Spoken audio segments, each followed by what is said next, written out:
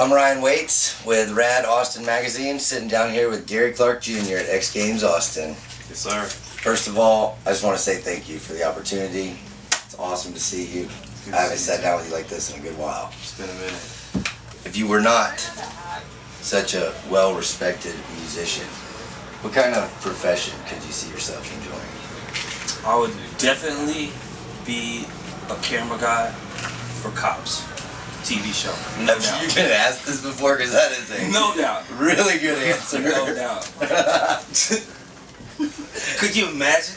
Yeah. Oh man, that's awesome. Yeah, that's I could imagine. It'd be hilarious. I'm serious. What is the very first thing you do when you get back home to Austin?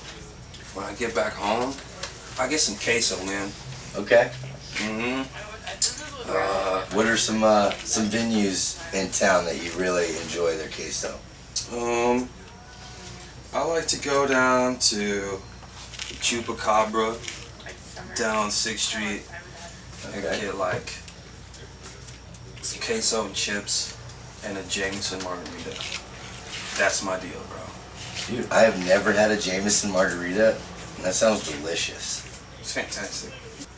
What do you miss most while you're out there on the road away from home? You know, is there something that really just lingers about Austin? I'm a mama's boy, so there's that. Okay, family. You know what I miss, man, really, is like getting a case of beer and going to the Greenbelt. And like that. You know what I mean? Do you keep up with the local music scene? Are there any local artists that we might not know about that you see rising up? Local artists, yeah, man. I'm a big fan of Tamika Jones, Ephraim Owens. There's so much good stuff here, man. Like, I travel everywhere. Yeah. And I'm always looking for the music scene. And, you know, to not be too disrespectful, it's just not as good as it is. Is that like difficult to find? Well, just the caliber of musicians, and I get spoiled. Like, being here in this all the time, you get spoiled at like how great these people actually are. Is there anyone in your family history that had a successful career in music, you know, that we don't know about? Yeah, well, W.C. Clark. Okay.